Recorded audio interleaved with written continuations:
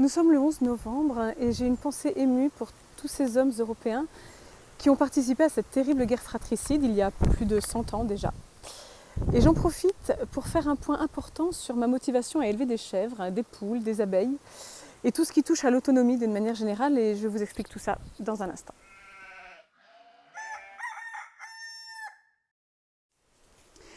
Nous vivons dans un monde qui est très inquiétant, où tout va très vite. On sait que ça ne peut pas durer éternellement, même si ça fait déjà longtemps qu'on dit ça, c'est vrai. Donc, en fait, l'idée, c'est de se préparer. Alors, vous allez me dire, se préparer à quoi? J'en sais rien. J'en sais rien, mais je sens qu'il faut se préparer parce qu'il y a quand même des choses, des signes, beaucoup de signes ces derniers temps. Voilà, j'ai été particulièrement touchée, comme vous tous, j'imagine, par la décapitation de ce professeur. Vous savez que je suis moi-même enseignante et c'est vrai que, mais ceci étant, bon, je pense qu'il n'y a pas besoin d'être enseignant pour se sentir concerné. C'était juste un acte terroriste d'une monstruosité sans nom. Et enfin voilà, ça me fait dire que vraiment il faut se préparer. Alors vous allez me dire quel est le rapport avec le 11 novembre? Eh bien en fait, moi j'ai l'impression quand même qu'on n'a plus aucune préparation à la vie difficile globalement. Je ne parle pas d'être préparé au terrorisme, hein, ça on n'est jamais prêt. Hein, et le but c'est pas d'être prêt à ça. Je parle juste d'être préparé à faire des efforts dans la vie. On a quand même énormément de confort, ce qui est évidemment fort appréciable par ailleurs, mais ce confort est accompagné aussi de la perte de savoir, des savoirs ancestraux qui ont complètement disparu. Donc il y a aussi un gros problème de transmission dans tout ça. On a une rupture évidente du lien à la terre, à la nature, à l'ordre des choses. Enfin voilà, c'est un petit peu confus tout ce que je vous dis, mais je pense que vous comprenez bien mon souci en fait. Hein. Et donc la solution, moi, que je vois à toute cette perte de repères, c'est un retour à la terre, c'est une relative autonomie, c'est l'apprentissage de la résistance. Et d'une manière générale, oh, j'ai des biquettes encore qui arrivent, elles sont juste là, je vais vous les montrer, voilà, hop, elles sont où là, vous les voyez, hop, elles arrivent. Et d'une manière générale, l'anticipation. Anticiper. D'ailleurs, si vous voulez apprendre à anticiper et bien vous former à ce niveau-là, je vous encourage à vous inscrire sur ma liste pour recevoir mes emails privés. N'hésitez pas, c'est dans le lien qui est juste en dessous. Et donc par rapport à cet apprentissage de la résistance, même si on ne sait pas exactement à quoi il faut se préparer, ça semble très, très confus. On sait juste qu'il faut quand même se lancer tant qu'il en est encore temps, tant que l'on peut encore un peu anticiper, parce que ce n'est pas quand il est trop tard qu'il faut se poser la question d'avoir un bout de terrain pour faire pousser des carottes ou élever des poules. Une fois qu'on en ressent la vraie nécessité, le vrai besoin, c'est un peu tard. Donc mon idée ici, c'est de vous parler de l'anticipation et de la formation, de savoir ce dont on a besoin en fait pour être plus fort, quelles que soient les circonstances, peu importe ce qui peut arriver. Alors entendons-nous bien, je ne dis pas qu'avec un bout de terrain on fera face à tout, ce n'est pas vrai. Il y a beaucoup de choses qui peuvent nous tomber dessus et un bout de terrain n'y changera rien. Mais j'ai dans l'idée quand même que ça peut nous aider dans beaucoup de domaines. Alors concrètement, moi ce que je vous propose c'est quoi? C'est de réfléchir à une façon pour vous, là maintenant, déjà d'avoir du terrain. Si vous êtes en plein centre-ville, dans un appartement, aussi grand soit-il, aussi confortable soit-il, clairement ça va être compliqué pour vous d'anticiper les difficultés qui vont forcément venir. On l'a déjà vu, on en a eu un petit aperçu au moment du confinement. Rechercher une relative autonomie alimentaire, c'est quand même pas complètement idiot en ce moment, sincèrement.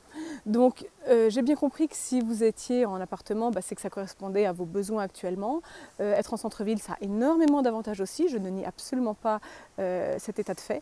Maintenant, si votre objectif c'est de voir un petit peu plus loin, alors il va quand même falloir prendre des décisions à un moment donné.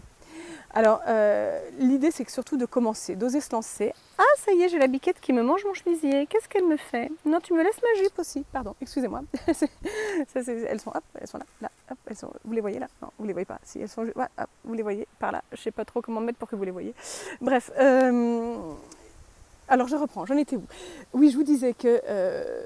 Il faut peut-être, même si c'est un peu douloureux, même si c'est surtout un grand changement, même si c'est un grand saut dans l'inconnu, il va peut-être falloir commencer à envisager un déménagement pour vous.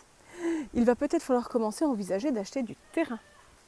Il y a deux domaines principaux quand même dans lesquels vous devez absolument vous former, enfin pas vous former, vous lancer.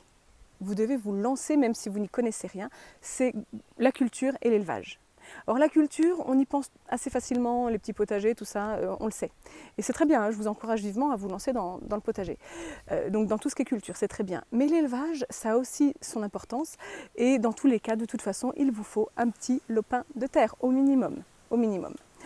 Donc, alors bien sûr, il y a d'autres domaines hein, pour être autonome. Il n'y a pas que la culture et l'élevage. Il y a les énergies notamment, l'eau, le chauffage, c'est important. Il y a les armes et les outils. Il y a l'art et les traditions, les travaux, savoir mener tout ça. Donc oui, il y a tout un tas de domaines fondamentaux quand on veut tendre à l'autonomie. Mais là, moi, je ne peux pas vous parler de tout parce que d'abord, je ne maîtrise pas tout. Mon dada, moi, c'est l'élevage familial. Donc je vais me contenter de l'élevage. Quand on n'y connaît rien, on ne peut pas tout démarrer en même temps, même au sein d'un seul domaine, hein, même au sein que du potager ou que de l'élevage, on ne peut pas tout faire, il faut encore se limiter. Donc pour l'élevage, on peut très bien commencer juste par les poules ou alors juste par les abeilles, ou voilà. Commencez par un petit quelque chose, mais de grâce, commencez. Il faut que vous vous lanciez absolument. Et tout ça, c'est faisable même si on travaille. Je vous prends mon exemple personnel. Enfin, notre exemple personnel plus exactement. Avec mon mari, nous travaillons tous les deux. Nous travaillons même à 30 km de chez nous, donc c'est pas tout à côté. Mon mari travaille à temps plein, moi je suis salariée à 80%. Mais je vous rappelle que nous avons 5 enfants, donc c'est vrai que... Oui, donc c'est... Voilà, même quand on travaille, on peut... Alors bien sûr, on fera un tout petit peu, on va pas faire énormément, mais ça c'est pas grave. Ce qui est important, c'est de se lancer, c'est de commencer. Alors une fois qu'on est prêt à commencer, il ne faut pas hésiter déjà à se faire aider, entre guillemets, enfin à se faire aider, je veux dire par là, à aller apprendre chez les autres. Pour vous donner une anecdote dont je crois que j'ai déjà parlé, moi j'ai appris à traire les chèvres en 2006 je crois, de mémoire, je ne voudrais pas dire de bêtises, mais je crois que c'était en 2006 chez des amis qui avaient des chèvres en élevage familial, hein, tout simplement. Et notre amie allait accoucher, donc elle avait besoin d'un petit coup de main au moment de la naissance, on peut le comprendre. Et donc j'étais allée chez eux pendant quelques temps avant, ils m'avaient appris à traire leurs deux ou trois chèvres, je ne sais plus. Et puis pendant la naissance et les jours qui ont été autour, pendant 2 semaines ou quelque chose comme ça, c'est moi qui m'en suis occupée parce qu'en fait elle quittait même la région au moment de son accouchement. Après au retour, j'imagine que c'est le mari qui a pris le relais, enfin je ne sais plus trop comment ils se sont organisés, mais enfin peu importe. Toujours est-il que moi c'est en 2006 que j'ai appris à traire donc chez des amis et j'ai attendu 2020 ensuite pour acheter des chèvres. Donc en fait, pendant quasiment 15 ans, je ne me suis pas servie de cette connaissance, de ce savoir que j'avais acquis, mais je l'avais dans un coin de ma tête, je savais que je savais faire, et c'est clairement ça qui m'a permis de me lancer ensuite.